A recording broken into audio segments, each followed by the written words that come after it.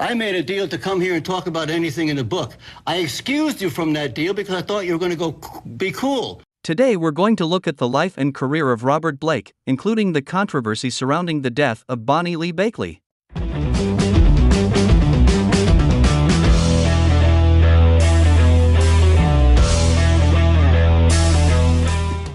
Robert Blake was born Michael James Gubitosi in Nutley, New Jersey, on September 18, 1933. His parents were Giacomo James Gubitosi and his wife, Elizabeth Cofone. Blake had an unhappy childhood. He was abused by an alcoholic father. When he entered public school at age 10, he was bullied and fought with other students. This led to his expulsion. Blake stated that he was physically and sexually abused by both of his parents while growing up and was frequently locked in a closet and forced to eat off the floor as punishment. At age 14, he ran away from home, leading to several more difficult years. His father died by suicide in 1956. Then known as Mickey Gubitosi, Blake began his acting career as Toto in the MGM movie Bridal Suite, starring Annabella and Robert Young. Blake then began appearing in MGM's Our Gang Short Subjects, aka The Little Rascals, under his real name, replacing Eugene Porky Lee. He appeared in 40 of the shorts between 1939 and 1944, eventually becoming the series' final lead character.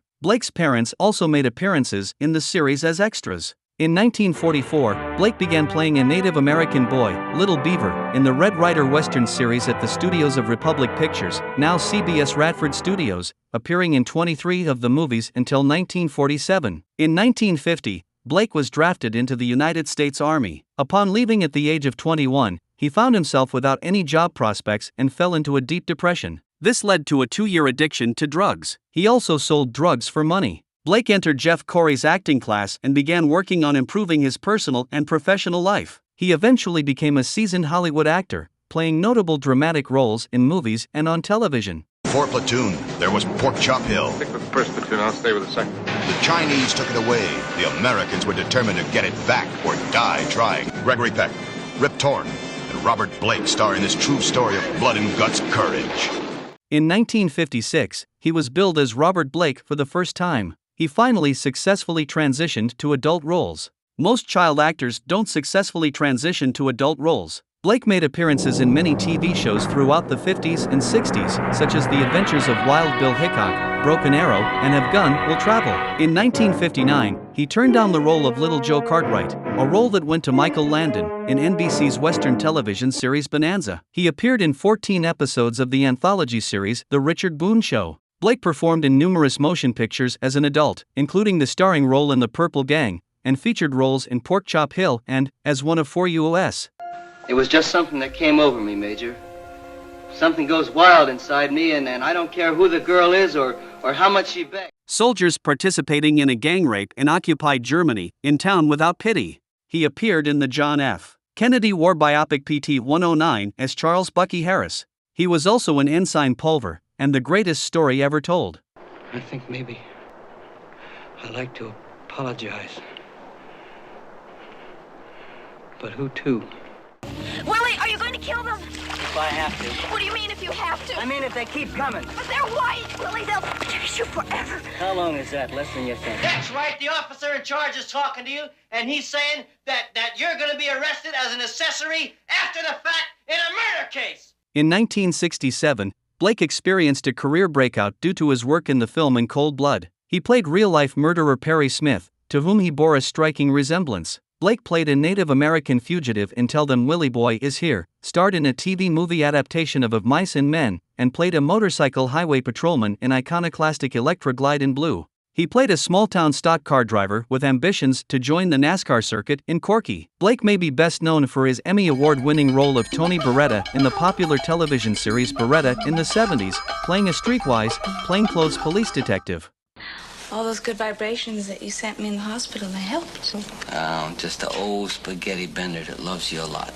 Well, that love helped. The show's trademarks included Beretta's pet Cockatoo Fred and his signature phrases, notably "Don't do the crime if you can't do the time," that's the name of that tune, and "You can take that to the bank." After Beretta ended, NBC offered to produce several pilot episodes of a proposed series titled Joe Dancer, in which Blake would play the role of a hard-boiled private detective.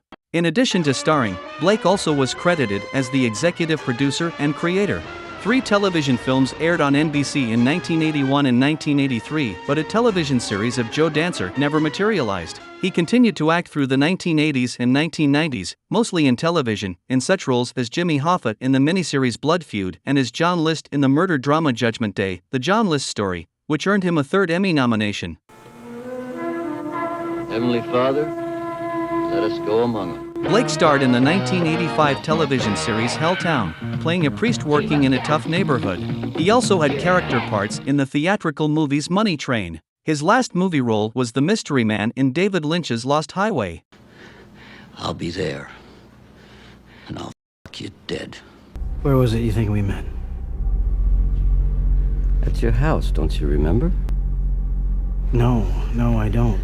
Taking a brief look at his personal life, Blake and actress Sandra Kerr were married in 1961 and divorced in 1983. It was his first marriage, from which came 2 children, actor Noah Blake and Delina Blake. In 1999, Blake met Bonnie Lee Bakley, who had already been married 9 times and reportedly had a history of exploiting older men, especially celebrities, for money. She was dating Christian Brando, the son of Marlon Brando, during her relationship with Blake. Bakley became pregnant and told both Brando and Blake that her baby was theirs. Initially, Bakley named the baby Christian Shannon Brando and stated that Brando was the father.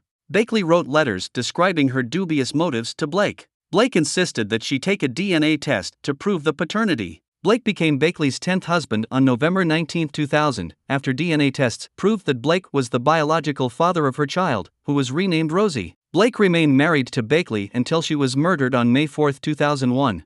In a March 2016 interview at age 82, Blake indicated he had a new woman in his life, who remained unnamed. In 2017, Blake applied for a marriage license for his fiancée, Pamela Hudak, whom he had known for decades, and who had testified on his behalf at his trial. On December 7, 2018, it was announced that Blake had filed for divorce. You've written a book about your life. I wrote a book about my life. I didn't write a book about that night, and I didn't write a book about Bonnie.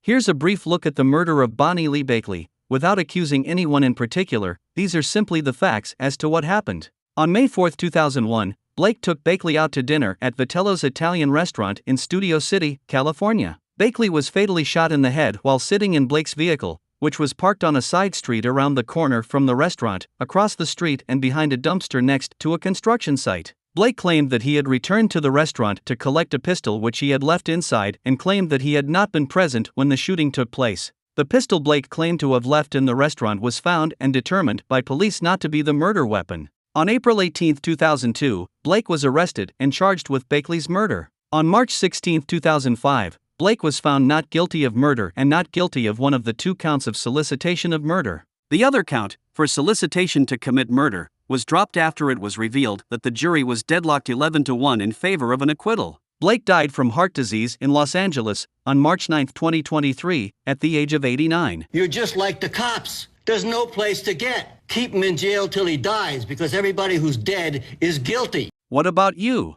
What was your favorite Robert Blake role? Did you prefer his movie or television roles? Do you think he murdered Bonnie Lee Bakley? Let me know in the comments section. Also check out my Carl Vincent Vampire Hunter franchise in the links below. And, until next time, this is Andrew in for Kevin Gibbons saying live long and prosper, may the force be with you, and keep reaching for the stars.